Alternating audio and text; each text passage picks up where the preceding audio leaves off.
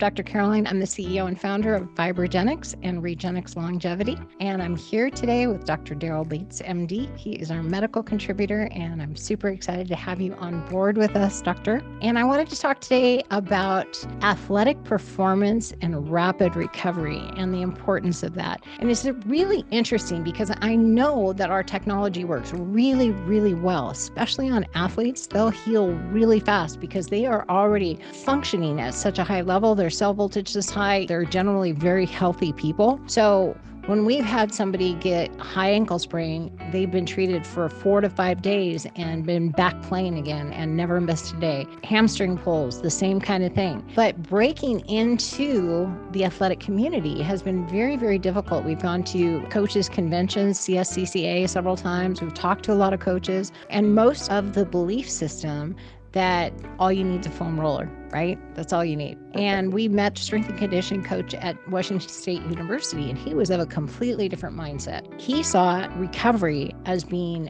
an absolute key to not only healing from injuries, but for injury prevention and for peak performance. And then to come full circle, this last year, we met Coach Mike. He works with Olympic athletes. And he said, these Olympic athletes are like Ferraris. And they have to be at 100%. Now, if you are talking to high school or collegiate coaches, they say you're never going to be at 100%. Something's always going to be hurting. There's always going to be something you're working on. But Coach Mike said these Olympic athletes have to be fine-tuned, and they're actually so much more open to different healing modalities from all over the world, even acupuncture. You know, they do the cold plunges, saunas, things like that, but a lot of alternative things, fascial release, all of these things to get their body really in peak performance. So we're finding a welcoming and openness in that field, in the Olympic arena. Doyle Sports Performance is actually in Switzerland, and they're setting up over there because they had, I think, 28 athletes that won medals this last Olympics in Paris. Yeah. And so they represent these athletes. They have a doctor that is alternative medicine. He also does Eastern medicine and some Western medicine. We sent over a red light bed, a PEMF mat, the Elite Fibrogenics, and the RF over to him to be able to work with the athletes. And it's something where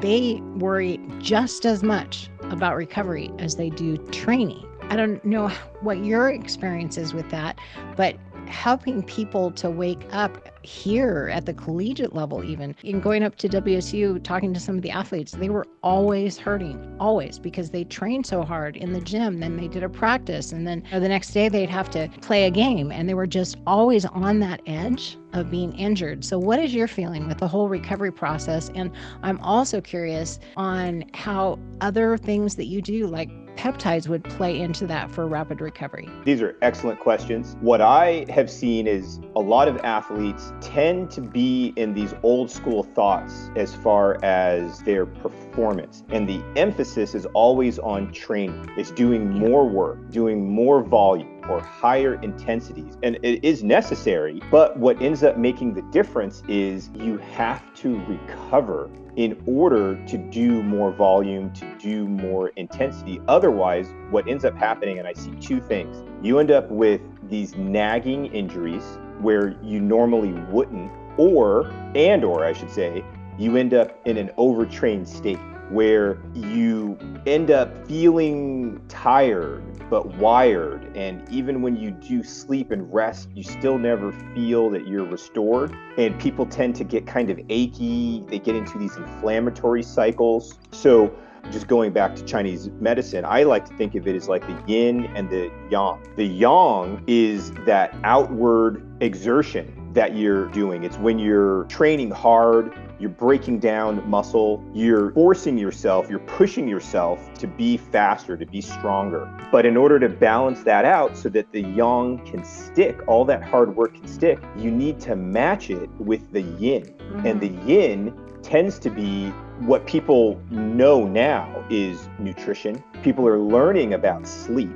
And the third is really the mind. The thoughts, the visualization, thinking positively. When you do have negative thoughts coming in, how are you managing those thoughts? So sleep is something that is so important. And when you enter deep sleep, when you get into delta sleep, that's where you are producing and releasing hormones. And growth hormone is the big one. When you release growth hormone, it travels down from your brain to the liver, turns into IGF-1, which lasts a lot longer than your growth hormone. Growth hormone really only lasts about 20 minutes or so, whereas IGF-1 will last for over an hour. Circulates throughout your body, goes into all your different cells, and it's giving a message to help you recover, to help you grow, to help those tendons and ligaments heal, to help those muscles that you broke down, to help those repair and to hypertrophy or to get more efficient. So sleep is really important. And when you see the professional and the elite athletes, what they tend to focus on besides their nutrition is they're focusing a lot on sleep.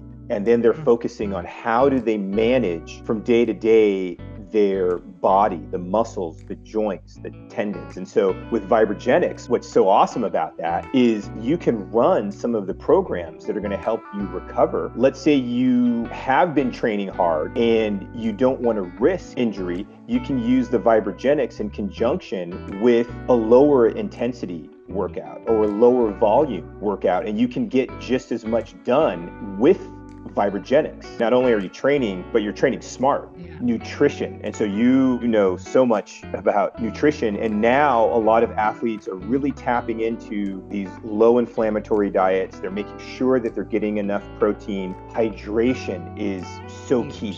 I mean, considering that the majority of our body and brain is water, when you are chronically dehydrated, that's when I see people have low back pain, hamstring injuries, re-aggravating their ankle injuries, muscles not healing because of the dehydration. All of these are important, but I would say the main thing is if you can focus on sleep and if you have the Vibrogenics, using that on a regular basis in order to help your body recover. From my personal experience, is going to help with your sleep, which tends to help a lot of different things. Emotions too.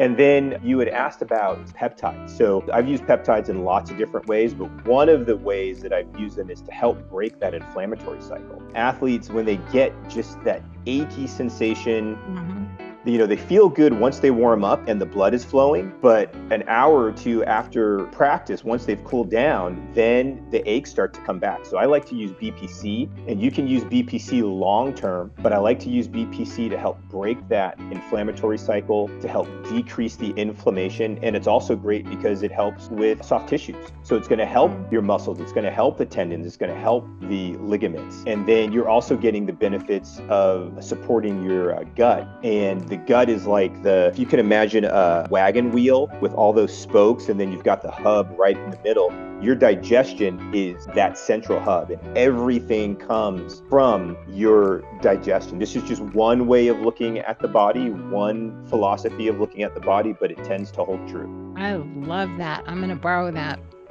Sure. I love that explanation. You're talking about sleep. It reminds me of a lady that I knew. She was married to an orthopedic surgeon, and he'd do all these surgeries on his patients. And of course, they wanted the fast track to healing. What drug can you give me? What can speed this up? I want to recover faster. His answer was the same to everyone. I need you to sleep as much as possible. Whether you take melatonin or whatever it is, you need to sleep as much as possible because the body heals the fastest when it's sleeping. Yeah, let me just mention a couple things. So I mentioned previously that I've had insomnia off and on since I was a teenager. And one of the things that I learned, this was probably 5-6 years ago, is we have certain sleep cycles. We tend to think that you need to get 8 hours straight. That is ideal. But a lot of people don't sleep straight throughout the entire night. So what we tend to do with the way the brain works is we sleep in 90-minute chunks of time. If you fall asleep and you see that you wake up 90 minutes later, 3 hours later, 4.5 hours later, if it was 4.5 hours, you just had 3 sleep cycles. Wow. So you can then get up move around, maybe you make some tea, maybe you, I don't know, you do some kind of activity to help calm yourself down. And then you go back to sleep. If you have another 2 or 3, maybe even 4 sleep cycles of 90 minutes, that's what you want. You want to see that your sleep cycles add up to about anywhere from 6 to 9 hours within a 24-hour period of time. I like So for the people like me that are in these 2 sleeps, don't beat yourself up if you're not sleeping straight through the night. It could just be that the season of life that you're in or where you are right now, you just need to have a chunk that's 3 to 4.5 hours and then another chunk that's 3 to 4.5 hours. That's really, really interesting because those are usually the increments. If it's been 4.5 hours, that's when I wake up. Then I get in my massage chair, turn on the heat, do a cycle of that, and try to go back to bed. Yeah. That's another piece of equipment you need in your house. Yes. I'll have to get one down there.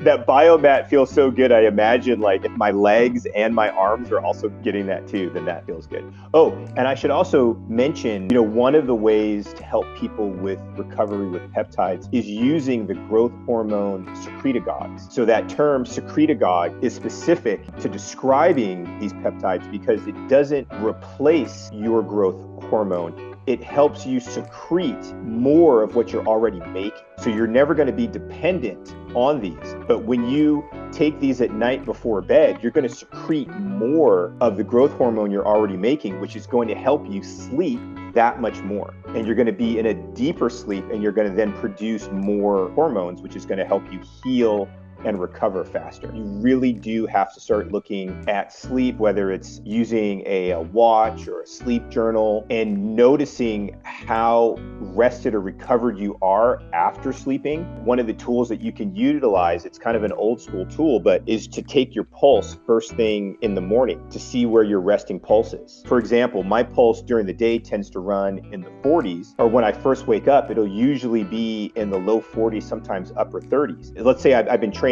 really hard and I wake up and my pulse is in the upper 40s, or maybe it's even in the low 50s, then I know that my body has not recovered from the previous day's activities. So you want to be able to manage what you do during that day to fully recover. So your performance will increase as you recover from your previous workouts. Love it. Thank you for all your wisdom. You're very welcome. I'll talk to you soon.